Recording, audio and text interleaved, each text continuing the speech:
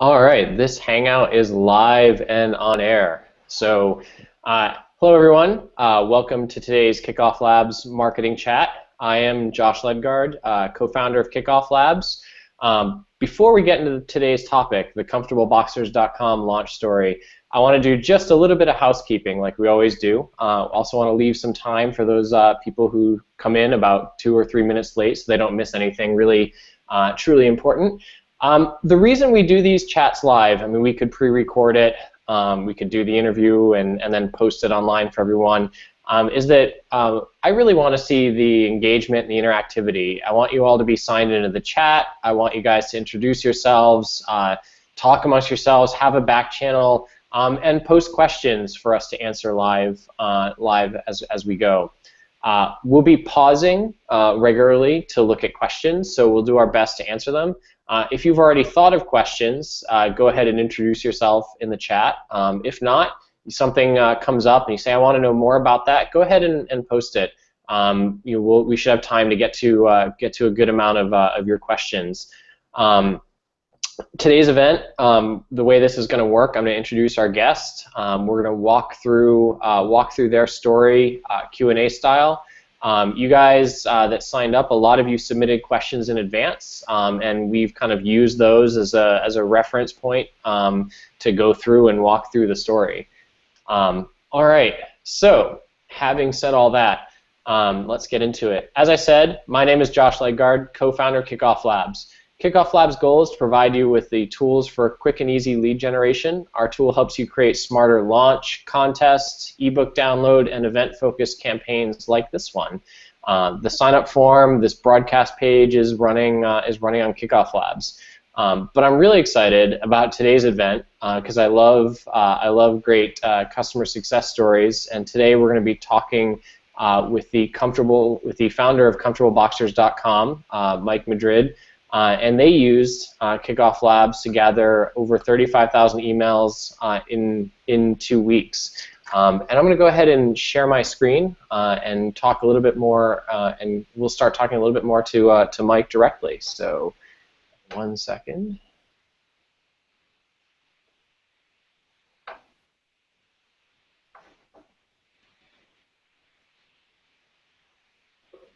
All right, as I said, today's topic is how ComfortableBoxers.com used Kickoff Labs to gather 35,000 emails in 2 weeks. Our guest is Mike Madrid. He's the founder. I founded ComfortableBoxers.com in 2014. Comfortable Boxers is an Austin-based startup partnering with crafters, designers, and procurement partners from around the world to bring you the last underwear you'll ever want to try on. That's what your biography says, Mike, but I'd love you to kind of introduce yourself and tell us a little bit more about you. Hello, everyone. Nice to be here, and thank you, Josh, for inviting me. It's been a wonderful experience with your tool. I am very happy with the results. As for the company, we started about a year ago with an idea. And we actually started with a problem, a very personal problem. I was tired of spending $30 on a pair of undies. I'm very, very strict on my comfort level requirements, you can say. And I still thought $30 was not worthy of an underwear. That's where the idea started. So having my experience sourcing and with procurement, I went about finding the right partners, and the idea was to make my own undies and sell them online. So go back a bit. Tell me about how you got the experience in procurement. What were you doing before you had this idea that kind of gave you this background? All right. I've been through a whole bunch of businesses, actually. I am currently working in another company which I will probably have to quit in a couple of months. But I am a procurement director for a very large company in Latin America. And what we do is we source products and we take care of quality controls. It's a very hard problem you have to solve when you're importing products. You have to make sure you're getting the right thing right before it gets on the boat. So sourcing and supply chain, that's my experience. But the transition into underwear, it's a bit hazy. I believe it was more of an aha moment. I was actually reading a book on entrepreneurship, and I just grabbed life by the horns and went ahead and did it. Do you remember what book that was? Yes, it was actually the E-Myth. It's it explains why most startups fail. I highly recommend it to anyone. Basically, you have to. It says that the message behind it is you have to start up in an orderly way. Otherwise, you're going to be just buying yourself a job, which you're going to hate eventually. So. Cool. So, there's a lot of people sell underwear, and one of the questions I get all the time from other founders is, I'm not sure I have a good idea. There's a lot of people that do this, or there's already a lot of X out there, or there's a big company that does Y. And so here you are, you have this idea, and you're going headlong into, Gap sells underwear, Walmart sells underwear, Target, like name any store, any brand, Hanes, what makes you say, hey, I'm just going to go ahead start headlong into it, and I'm going to do, offer people a better experience. What motivates you to do that? Excellent question. There's two segments that you have to take note of on underwear. There is I call it the Target segment, where they sell a six-pack of Hanes underwear for $12. Right? It's a great deal, but it is a market for people that really don't care about their underwear, who don't really take note in fashion and looking good on your undies. Then there's another segment. There's the premium underwear segment. That's $30 plus. We have a whole bunch of brands that you mentioned. We have Saks underwear, MeUndies, Calvin Klein, Under Armour. They're all underwears that cost above $30. I was thinking, okay, I ran a cost model and got some quotes, got some factories lined up, and $30 does not merit what you're getting. They have huge marketing budgets to cover. You can see commercials, magazine ads, magazine spreads, million-dollar models. I said, okay, cut that out. I'm going to try and appeal to someone that really cares about changing the way we sell things online. So that's another thing. My market, it's online only. If I go ahead and sell my product in a department store, that adds another 50% markup. I'm avoiding that. So that's the idea. Cool. So working on kind of disrupting that's kind of the traditional sales model for premium underwear. Is it just you, or do you have other people that are involved today that are part of building this? It's 4 of us right now. I have 2 partners working on materials, fabric, and sourcing. I have my brother as well. He and I used to fight our undies, and come laundry day, big mess. That's my undie. That's her undie. But it is a family business in that sense. Other than that, I have 2 other partners working, like I said, procurement and fabrics. And these guys have plenty of experience. All right, let's change gears a little bit. And so you started. You wanted to do a launch page before you had a pre-order available, or before you opened the store. Why start with a launch page? Why do this as opposed to some other route, or just waiting until you had the product ready? Okay. Well, I could go ahead and do a website directly, open one up in any e-commerce platform and start selling my underwear. The thing is, you're probably going to launch to crickets. There won't be anybody out there that knows about your product. And because your website is your storefront, it's like placing it in the middle of the Arizona desert. So the idea was getting a following before we launch. And it also works as a litmus test. You know, is there enough interest to merit this project going forward? And it definitely proved to do so. So tell me about you know, the launch page. So why, you know, why go with a preset tool? Why so you use KickoffLabs obviously for the launch page, but why go with that route and not, you know, custom code it yourself or use some other tool that's that's out there, or, you know, custom HTML or something like that? Well, I wouldn't want to show you what I used before KickoffLabs. It's a bit embarrassing. I went through a whole bunch of newsletter sign-up services before this. Those didn't have the tools I needed to get the word going. You know, automation. That's the key word which I'm going to repeat on this webinar plenty of times. So I looked into the Harry's launch, which is a very popular pre-launch story, and they use a tool that required coding. I went ahead and hired someone on odesk.com. They have freelancers, and we got a Ruby on Rails tool going. It's called the pre-launcher tool. The thing about that is I depended on someone else from, he was from Egypt, and it didn't look the way I wanted to. I couldn't update as quickly as I wanted to, and it just didn't work out. That's when KickoffLabs came in. I found out through a Reddit post, actually. And it had exactly what I needed. The thing about the pre-launcher tool is that it tells you how many people have signed up under your link. And that's key. People want to keep track of this, right? They can't depend on you telling them, oh, you earned 50 referrals, when they don't know how they're doing.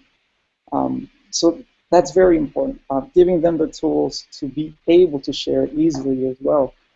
That's where I saw KickoffLabs, and it worked wonderfully. And it's very customizable too. Cool. We'll get into the sharing in a bit. There's a few more questions about kind of the initial page. So I love the how you use the template to communicate what you were doing. I love some of the elements. So personally, I know I liked the you know, a new breed of underwear. You gave it a date, which I felt makes it look more, you know, more real and authentic. You know, you've got this the key, which is like, oh, key, let me in, you know, be the first to know.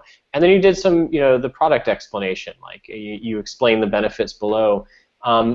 How did you end up at this design? How did you optimize from where you started with? How did you improve that initial conversion rate of the landing page before you took it more broadly? It was definitely trial and error. I did have some feedback from you guys, which I really thank you for. I did a review, critique my landing page webinar with you guys. And the thing about it is you have to follow a specific template of concepts that you have to respect. And I did them. The first being, okay, you need a welcome message, and it has to be very clear. That's the first thing people are going to read. You have to then present your product. Okay, what is it? And if it is a service, what does it do? After that, there's a call to action, the famous call to action concept, which Google it and you'll find billions of results on it. And the idea behind mine was not to get people to sign up just because there's an offer on it. So I made it a bit like the Harry's launch, actually, and made it more like, okay, there's a key. If I input my email, you know, there's something's going to happen, or they're going to tell me about something interesting. And because I saw it on somebody's profile, you know, it must be interesting if somebody shared it. And after that, of course, you have to explain your product in more detail. The thing about the explanations, though, is there's also a specific guideline you have to follow. You have to add pictures, otherwise people are not going to know what they're signing up for. And you have to give very clear messages on what you're solving. People don't like spam in their inbox, so they're not just going to give their email away just because. So if you look like a company that's giving away or that's going to sell a product that's worth it, and the message resonates with you, then they're definitely going to give you their email. That's the leap of faith that you have to convince them to do for you. And as for the explanations, I kept it very concise, very straightforward. The message premium no longer means expensive. That hits a spot with me. You know, premium I associate with big name brands, and no longer means expensive. It's like, okay, things are changing. This looks very interesting. I'm just going to go ahead and sign up. Yeah, and I love how, I mean, you mentioned several times being concise, being clear with the message, and that's I see a lot of people struggle with clearly communicating what they're doing, and I always tell people, like, if you do nothing else on the page, clearly communicate the what of what problem you're solving, and then add the why of why it's important to you, and you did both of those things. And I think the other thing that worked really well for your page, in my opinion, was, like you said, having the images that backed up the text and not relying solely on one or the other. You relied on both on that launch page. And then you're right, there's a psychological trick to that key where people have this feeling like, oh, what am I getting access to? Because a key stands for access and admittance, and that something is locked otherwise, and so unlocking it, there's that little bit of psychological trick that you're using on the initial conversion. Yeah, and I actually tried out a set of different messages for that. Be the first to know was actually one of the last ones, and the first few were sign up and you could earn free product. That message definitely kicked a whole bunch of people to sign up. It definitely got the ball rolling a bit faster than the be the first to know message. But you have to be clear. If you sign up, it's not like you're guaranteed free product. It says you could earn. That's key for me. Yeah, you don't want to break somebody's trust so early in the customer relationship with them. So how did you? We had a lot of questions about the initial growth, and one of them was, how large was the initial list you promoted the landing page to? How many people did you start with when you promoted this landing page? Well, it actually got started before I was actually ready. I wasn't even ready to, I didn't have all the integrations ready, but I did post a little question on Reddit, and it asked people to critique my landing page. I got a few upvotes, just a couple. One of those people, apart from all the reviews and critiques I got, one of those was actually interested in the product. They signed up. That person signed up. That person shared it on Facebook, and consequently, the ball got rolling. A whole snowball just emerged out of that, and I quickly scrambled to get the product, the page, to look nicer, and that happened in a matter of a few hours. I started getting a whole bunch of emails. You got to sign up. You got to sign up. You got to sign up. I had to turn those off because there were too many. So I wasn't even ready. I didn't even promote the thing to get started. So that tells you a lot. It tells you, okay, this works without you even having to try too much. If I did have an email list to send it to, it would have been even bigger. So there's two things about that stood out to, three things actually. So the first thing is that you didn't have much of an audience to begin with. The second thing is you did what I tell a lot of people to do, which is, as a subtle way to get people to view your page is going to places that might be interested in your product and asking for feedback about the landing page. Say, hey, I'm interested in building something for your community that you might be interested in. Can you give me feedback? There's forums to do that on. Forums, subreddits, web pages, blogs. There's plenty of places to do that. So you have a lot of tools for you to get the ball rolling. And it looked like, you did the one that really snowballed it that you can trace it back to, but it looked like you posted in a few places. So you had the guts to go out there, you found the places you wanted to post it to, and then you went out and did the post, which is a lot of people fail at this promotion stage. And what kind of gave you the guts to say, like, I'm just going to go post it in a bunch of places? It might not even be ready, because like you said, you weren't ready for it to snowball, but you were posting the link, and so many people are scared to do that. Mm-hmm. And so what made you not afraid to do that when you posted it? Well, people are afraid of being critiqued.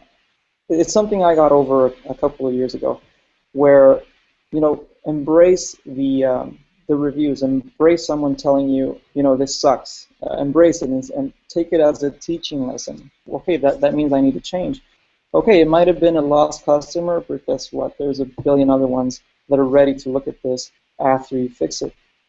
So getting over that little scare is just all it takes. Yeah, my co-founder Scott is keen on saying, when we're thinking about debating about are we ready to launch something, even to this day, of potential features, is like, we've probably reached 0.1% to 0.1% of 0.1% of our potential market, and so if we lose one person now, but we get feedback sooner that makes it better for the next 99% of the people that hear about us, then we're going to be that much better off. In the chat, somebody asked specifically, do you remember a couple of the subreddits where you explicitly asked for critique and feedback? And we did post your Reddit activity in the chat, but do you remember which ones that you asked for feedback that worked for you? It was, I deleted it, but it was on actually our entrepreneur. Completely unrelated, but it's a very supporting community. And, there's a bunch of guys there. One of them is bound to be interested in underwear. No doubt. And then let's see. The initial. So let's get into the sharing a little bit, because we talked about sort of that initial promotion and kind of spreading the word. And the sharing is really what started to make it take off, I imagine, is you got a couple of shares, and then they got a couple of shares. You seemed pretty generous with the sharing levels in terms of how'd you come up with what you wanted to give away in the sharing is one question I get. Nobody knows what they should give away, or what's too much, what's too little. So talk about that a bit. Well, there's that's probably the most important part of this project. You have to assume that you have to assume that you can afford giving away something to begin with. You also have to have something to give away. Depending on what it is and what benefit it gives the customer and how much it resonates with them, that's how big your campaign could be. So, free underwear. Okay, that's free underwear. Who can say no to free underwear? How I designed the tier levels was probably too early in the stage to change it afterwards, but it worked out the way I wanted to. I assumed that 95% of people would never reach the 10 signups, which resulted to be true, luckily. Most people reached 0 to 9. That means they're getting a coupon code. Okay, great. I'm not giving away free product, but I'm giving away a coupon that will incentivize people to actually buy my product. So it's a win-win for the customer and me. Once they reach 10, they get a free box. Okay, if you gave me 10 referrals, and given that I can afford giving away a free box of brief, including shipping, including logistics and everything, you have to factor that in, of course. You probably deserve something from me, something physical. 10, and it covers people that got 10 through 25. Once people got to 24 referrals, or the 20 range, that's when they really got interested in getting more and more, and they started pushing and sharing more. Those are the people that really, really made a difference in this project. 50 is a very aspirational number. It's very hard to get 50 of your friends to sign up. It's pretty annoying to have people posting things on Facebook all the time, sign up, sign up. But, if they manage to get 50 for me, they deserve something. So first, you have to be able to afford it, and so that means it costs something, and people know this. So that helped a lot. If you are a service, say a software as a service company, or you are doing an app, you might want to give away some sort of material. If you're not going to give away your product, you have to give away something that is worth giving away their email for. That might be an instructional PDF, a free lesson, a coupon code for use at a later date. But that's the thing. What I'm saying is you have to give something away. You can't just tell them, okay, sign up and we'll let you know what happens. That's not going to get me to sign up. Great.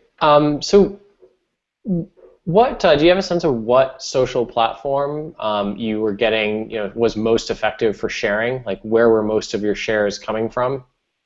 Yeah, the most trackable one was Twitter, and the night when it went bananas, Twitter, my Twitter account was actually trending in Canada.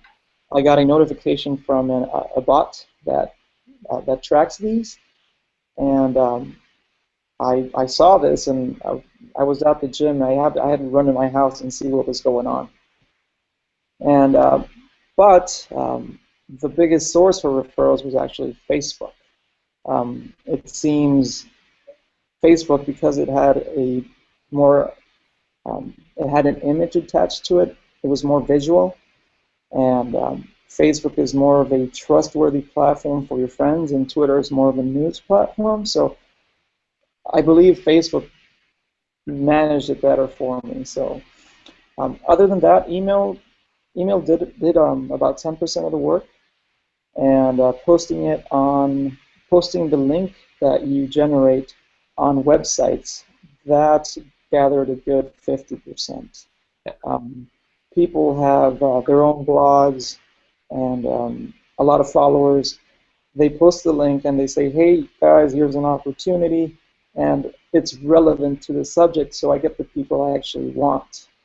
So people are taking their unique link and actually just posting it to their blog and their website to get more of the referrals. Definitely, yes. I remember this. Go ahead. I did get a few posts from coupon websites, which is not exactly the target I want. Freebies and giveaways. These people are coupon junkies, and what they do is they look for free stuff online. That's probably not going to be a recurring customer in the future, but if you do get them, maybe, what is a small percentage of them buying your product and not work? Yep. So Justin on the chat, Justin Ezra asks, did you make a dedicated Facebook page, or were you just posting links to the sign-up page to friends? I'm sorry, I didn't understand the question. Justin asked, did you create a dedicated company page for your product in Facebook Definitely. Before this, or was it just the link to the website? No, I had it prepared. The thing is, it's a combination. There's comfortableboxers.com, which had the landing page, of course, and I pre-filled the sharing message for Twitter and Facebook, which is a tool that KickoffLabs lets you do. And in the message, you don't want to appear like a salesman. So people sign up, there's a button, you click on it to share, and automatically pops up a Facebook share image. That. And it's pre-filled. You don't have to type in anything. That message had a link to my social media. So if it's Facebook, I put in, I can't wait for, and then I put the link to my social media. I can't wait for Anthem Boxers to launch. I'll be getting some free undies soon. And Kickoff Labs pastes the referral link after that. So that message, about maybe 100 people managed to change it, because it's a small percentage out of the 35,000, because it was so perfectly thought out. It's not salesy. It's not a salesy message. You know, it's not like you're selling something. You're saying, hey, I can't wait for this company to come up.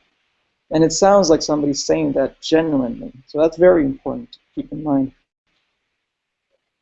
So in addition to the pre-filled, the sharing messages, which we help fill out at Kickoff Labs, talk to me, I've got a couple of pictures of different interactions you made. So how else did you interact with people that signed up? I got a lot of emails and a lot of Facebook posts, just asking plain questions. What are they made of? Where are they made? Um, People actually genuinely interested in the company and the startup. So that's where I interacted with them. Besides that, they would reply back to their automated email, which you're seeing on the page right now. I put a reply back email that was hello@comfortableboxers.com. It's a very welcoming email.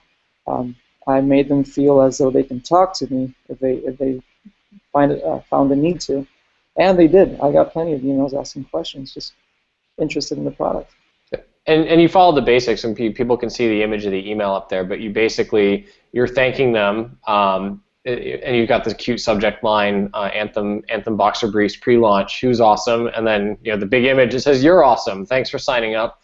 And then you immediately dive into, if people can see the text at the bottom, it says, in the meantime, you can refer your friends and earn free Anthem men's boxer briefs. And then there's the sharing links below that. And so I imagine that helped with the sharing as well. And then you also set up, you took the next step, which we encourage people to do, of saying the influencer mail. And so you did kind of the same image there of really simple. You're on your way to free boxers, and talk about this mail and how you set this up and such. This email was, I believe, was part of the most, is one of the most important ones, or the most important feature on Kickoff Labs. If somebody manages to nab a few referrals, this is basically a reminder telling you, hey, you are on your way to get free boxers. You can do it because you've got influence. It gives them a sense of importance and social importance on social media, and it reattaches the sharing links. It's automated. It was a daily thing that people got, and it gives them a count of where they're at, where they're standing. So instead of just signing up and forgetting about the whole thing, they would get a reminder, hey, you're doing really well. You can do even better. That's a huge viral aspect for this. Yeah, and that's in our product. If anybody looks, that's called the influencer mail, and then you guys probably would have benefited. We just launched the incentive mail feature, which actually lets you set the specific targets within the email and give people rewards for hitting their specific targets automatically as well. But yeah, I noticed the people that set up this mail, they understand what they're doing, and it really does drive a lot more sign-ups, just to let them know and that they were successful. Because otherwise, people share something in the dark and they don't know that what they're sharing has any impact. But when people see that there's an impact, I think psychologically that encourages them to go and do it more. Mm-hmm. Exactly. And if they would go to the website again, if they would go to comfortableboxers.com, the landing page wouldn't show up. It would show up their sharing page automatically, and it shows a count in the bottom on their status. So it's not only a reminder that, hey, you already signed up, but hey, this is how you're doing, and here are the buttons to do it even better. Let's dive for a second. So you talked a little bit about the numbers before. This is a screenshot from your dashboard at one point that listed your top sharing. So your top reward level was 50, right? Or is it 50 or 25? The top. It was 50. Yeah, it was 50, and so you can see even the last person on this list has done 11 times that number. Why do you think people kept going past 50, or how do you think these people climbed up the ladder so much? Well, the referral policy, it was at the end of the sharing page. There's a referral policy, you have to be very clear on how it's going to work if you go over 50. There's plenty of things you can do. You can either reset the counter. You can tell them, hey, it's going to restart, and you can earn unlimited product. That works great for people with thousands of followers, very influential people. That works for them, and you want to incentivize them. It is, in a sense, paying for advertising, but there's a fun aspect behind it, and it gets people to all those 1,300 referrals that person received. Those 1,300, they're going to share it as well. So you got to reward that person for it. What I did was I reset the counter after 50, and I told them, you can earn as much as you can. You can do it another way as well. And the way Harry's did it was they set up a target, a cap. And if you reach that cap, you would earn product for a lifetime. But they're a subscription model, so it works differently. Yeah. So there's another question that came in. So did you recommend or did you ever consider offering equity to the top referral candidates? No, it's not necessary. I have gotten in touch with them, and they are very influential people. They're mostly bloggers. What we're going to set up is a partnership when we go live, where I want to try and set up the same referral system, where I'm actually going to reward them with cash rewards. So it's going to track their referrals and reward them with money. It's basically paying for advertising. But equity is not necessary at all. So you mentioned the kind of the percentages, and I don't have a breakout of the percentages, but you can kind of tell if people are looking at these numbers. The top one is 1,300. At the bottom of this list is 500. You can see a really quick drop off. And so, like you said earlier, probably 90% or 95% didn't even reach the 50 mark of signups. They didn't actually reach the 10 mark. Okay, so you were at the 10. So if you said 95% of the people did less than 10 referrals. About 90 did less than 10 referrals. Yeah. So about 1% reached the 50 tier. So if people are kind of worried about it just going it being how much product they're going to be give away, they can kind of use that. And I see this too all the time. It's sort of the 90-10 principle, which is 90% of the people aren't going to get, or 90% of the people aren't going to get past, a few shares. Because most people just honestly just aren't that influential, and that's okay. You like the onesie twosie sharing and the real personal people. But then these people who are at the top of your list, you sounds like you reached out to them and you've talked to them, outside of the competition.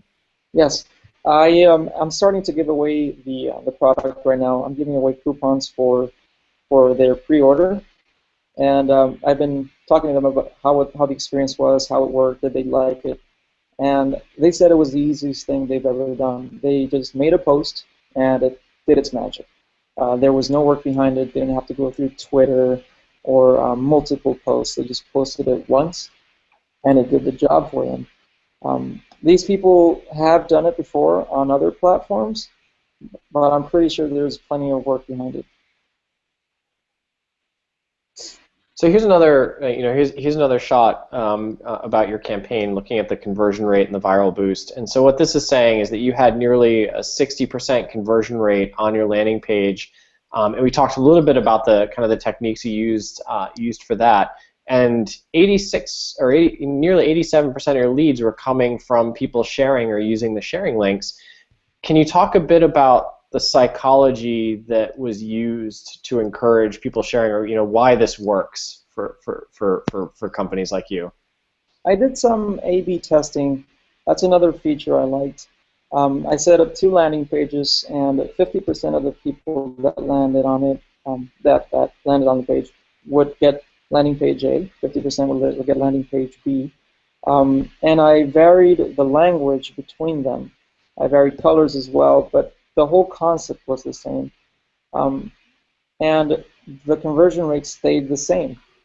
That tells me, really tiny changes didn't really make a difference for me. It was the whole concept as a in its totality that did the job. As for the 60%, okay, that means 60% of the people that visited signed up. That tells me I pretty much nabbed the correct market. Um, it's it's like advertising on Google and telling Google, hey, just advertise to men. That's too broad. Um, so I believe that the success behind it is the people that landed on the page were actually interested in the product to begin with. And besides, if you see a Facebook post that says, you can get free undies, um, heck, I want free undies. I want to sign up. And they're probably in the market for undies as well. I don't know if you're going to answer this question, so Justin's doing a great job in the chat asking questions, and anybody can ask some questions. We'll certainly have time to take a few more before we wrap up.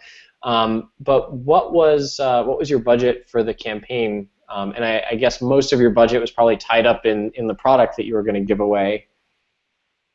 It was definitely tied on the product. I figured I did a cost model on what I expected to give away versus my profitability once the campaign starts. And I went a little bit over because I probably should have given away less. But I'm not going to specifically say the number. But you have to be prepared for a budget that you can handle because there is money involved in giving away underwear. Cool. Let's see. So, this is a great question from Gary. Did you pay for any sort of advertising to get people there, or keep the ball rolling once you had the page? Zip, nada. Zero. So no Google ads, no Facebook ads, not even retargeting. Nothing at all. It did everything on its own. And great, I'm glad people are asking questions now. So Ray says, did you have a list of blogs or websites you wanted to target before you begin, or did you find them and distribute kind of links to them along the way? They found out about this themselves, actually. I figured if I'm going to reach out to a blogger, I better have something in hand to show them. This project was a litmus test. It would say, okay, I got to gauge interest on this. I got to place my first manufacturing order. I need to know how big it has to be. So I can't reach out to a blogger that has, say, a fashion blog and a very influential fashion blog with a huge follower network. I can't reach out to them and say, hey, look, can you please post this? It won't work out that way. They're probably just going to ignore your email. If someone does post this, it's because they want to do it themselves. It's not because you asked them to. So there was no need to do it.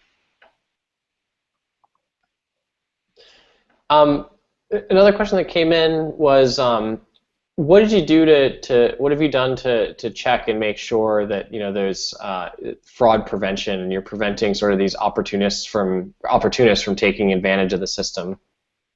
All right. There's some built-in tools, the biggest one being the IP address. Here's the thing. Once people start signing up, they want to cheat the system. They start using other emails. They start creating other emails, or they just make up emails to begin with. I got plenty of sample at sample.coms or email at email.coms. I got plenty of those, but it's a really, really tiny bit. Those, I made sure on the policy to describe what's going to happen if there's two signups with the same IP address. And once I got the email list ready, and once I had it on MailChimp, I sent it to a service that would check for legitimacy on the emails. And it sent a transactional email to the signup. And if it bounced back, I would discount it from the list and and reduce the referral amount for the person that referred that sign up. I hope I explained myself right now. But that's one.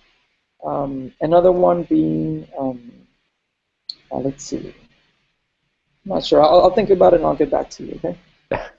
Yeah, and in general, we do some things behind the scenes at Kickoff Labs for people that are running contests like this. So if the email address that's entered turns out to be a completely invalid email address, because we send that autoresponder, if you have the autoresponder turned on, we do scrub those pretty frequently from the service and from the referral counts for people. So you do have to generate a somewhat legitimate or sample email addresses that get used to there. And then I tell people like you did. I say, you know, I mean, there's every chance. Anytime you're running a competition, people are going to try and game the system. It's just the way people are. But that you just do your best to look at the list, and it becomes fairly obvious, you know, who's trying to cheat the system. If you only have 100 to check that reach your top levels where you're really spending a lot of money on them, it's easy to kind of click through that list, export it to Excel, export it to a spreadsheet, and see like, wow, all of these came from the same exact IP address. They're all email +1, email +2, email +3. It becomes fairly obvious quickly when people are cheating the system for a contest like this. And it depends up to you what you want to do with them. If you want to count them, you know, you can do it, but I wouldn't recommend it. It does take a bit of work to filter out, but it's worth it. I see a question here, actually, I'd like to answer. All right. Did you get the major spike on day 3? That's when I was at the gym, and that's when I was actually surprised that this was happening. I did my post 3 days back, and it just started rolling, and it was a complete surprise to me. It was a few bloggers that had posted it, and they got the ball rolling for me. Yeah, and I remember because you weren't really done with the campaign and the page yet, and I remember the conversation we had. You still wanted to adjust something on the page, and you were one of the first people to use this template we had in such a big way, and so you sent me this email, say, hey, can we change this? Can we update it? And we chatted really briefly. You're like, dude, we're trending in Canada, so I want to get this fixed. And I was like, oh, cool. You're trending in Canada. Congratulations. Let me go make this fix for you guys. Yeah, it was a great experience. You do want to be ready for that, though. If something's broken, if your email service is not working, if it's not connected, you are missing out on the wave, so you have to be ready. Cool. And can I say this is a quote for you so far? The pre-launch program was a huge hit. Yeah, that's a blog post I made. That was actually my first blog post. I am very happy with you guys. I've actually recommended you guys on Reddit as well. So talk about, so there's some leading questions that got posted. I think Justin asked, what will you put in place to make sure these people are following your company, that they actually follow the company and they go. So it kind of leads into the questions about, where are you guys now and what's next? All right, so I have this huge email list, right? How I'm going to use it, it's key. I can start bombarding them with emails right now and tell them, hey, this is us, and we're starting in June. Or I can hold off for something more important. I believe fundraising is a huge part of my company's success. And I'm going to launch a Kickstarter in a month or 2. And I'm getting ready for that. It's part of the reason why I have to quit my job right now. But that's what I'm going to use my email list for. There has to be a purpose behind it. If you start sending them emails they're not interested in, they are going to unsubscribe, but they are going to lose interest. And that's not what you want. You want to make the most out of it. But that's my next step, the Kickstarter. Alongside that, there's going to be a blogger outreach program where I get manufacturing products. It's already in manufacturing right now, but I'm gonna get some samples shipped out to the bloggers and have them review it. That's something that I was talking beforehand, where I'm actually offering them something.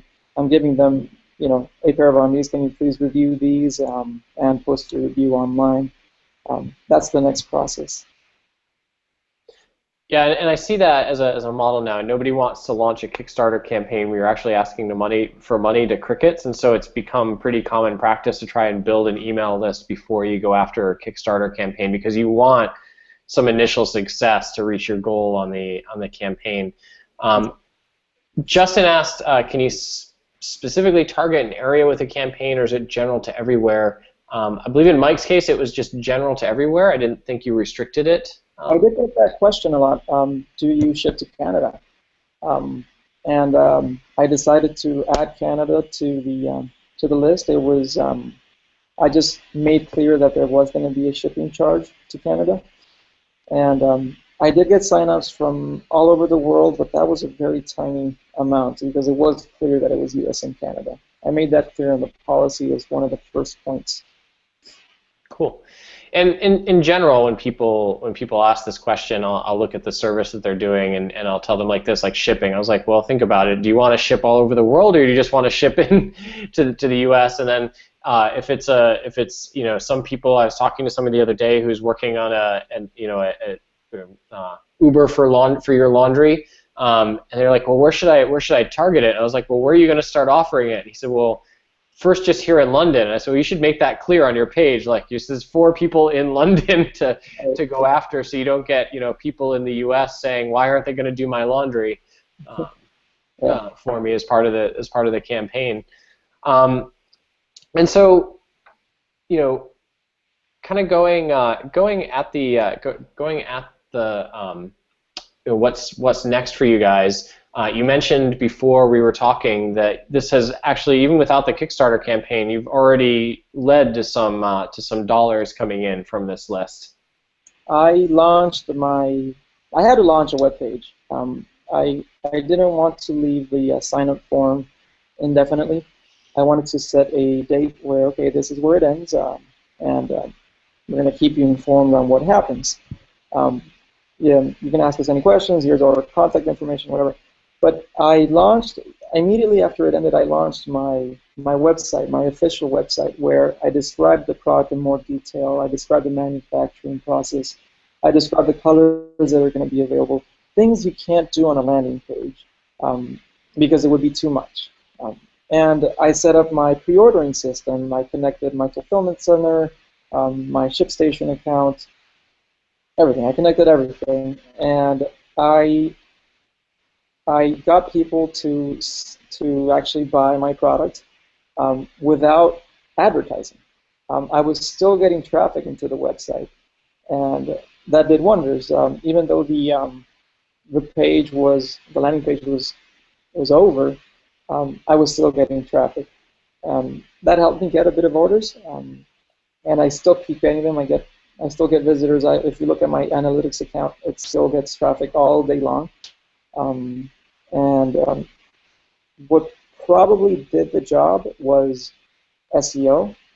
Because I got so many hits on the website, my domain is considered an important domain. And it's very SEO friendly. You can see comfortableboxers.com. It's very SEO friendly. That helped a lot as well. And I'm doing a bit of social media. And I'm not advertising just yet, but yeah, it's working great. That's a very good sign if you're getting pre-orders on a product that's launching in months. Yeah, and without any money spent on the advertising, you're seeing the pre-orders roll in. And I see that from the lessons you learned A/B testing the landing page, you've carried a lot of that through. People should be seeing your website now. You've carried that through to the website. So I saw a lot of the quotes from the landing page here, like the premium is no longer expensive. You carried that through onto this, expanded on it a bit because you realized that was important. You said, hey, I'm going to just show you, like, competitors, us, the price. Yeah.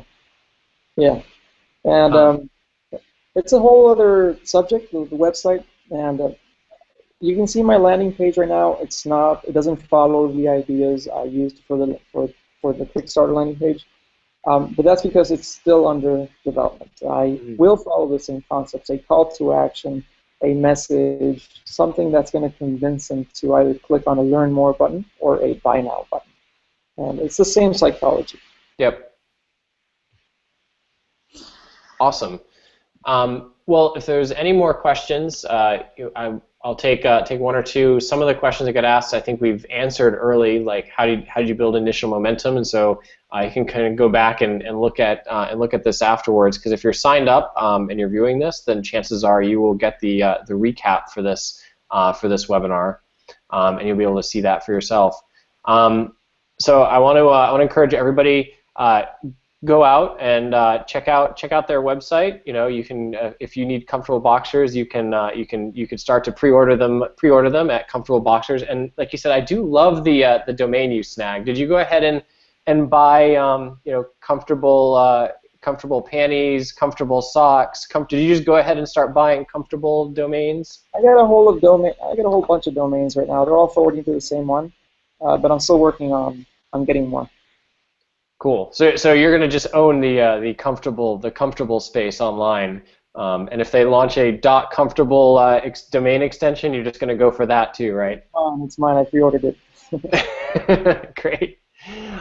So I want to thank everybody for coming today. If anybody wants to check out what they did, we're going to be posting the recap, the transcript, the slides, some more pictures and images.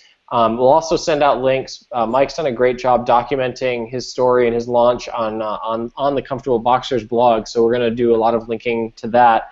And if you want to launch your own success story, I'm going to be selfishly recommend that you go ahead and give KickoffLabs a try. So we are the quick and easy platform for serious business growth. We make smarter tools and apps for landing pages, A/B testing, opt-in forms, and automatic email replies. We do a whole lot more. You saw a lot of it today. A lot of the stuff that we do, I think, helped Mike's campaign. I think Mike had a lot going for him already, and the tool is just a vessel. But I'd like to think that we certainly helped get him started. So thanks again, Mike, for coming out and sharing the story. I know that people will get a lot out of this. There's so many people that are in your situation that are looking to launch and build a huge email list like this. Yeah. Well, I'm extremely happy with your tool. If I could use it again, I would, and I probably will. I'm actually thinking, what else can I launch? What other product can I make? I want to use KickoffLabs again. It was that good. We'll be in touch. We've got some tools that you can use post-launch that I think will help you guys, and some new stuff coming soon that'll be really awesome for existing sites like yours. Cool. All right. Thanks everyone again. Thanks for coming. This has been a lot of fun. And next week we're going to do live landing page reviews again. So if you want to be like Mike and submit your page for review, it's grow.kickofflabs.com/live. And we'll go ahead and review your landing pages. So thanks everyone for coming again, and have a great weekend.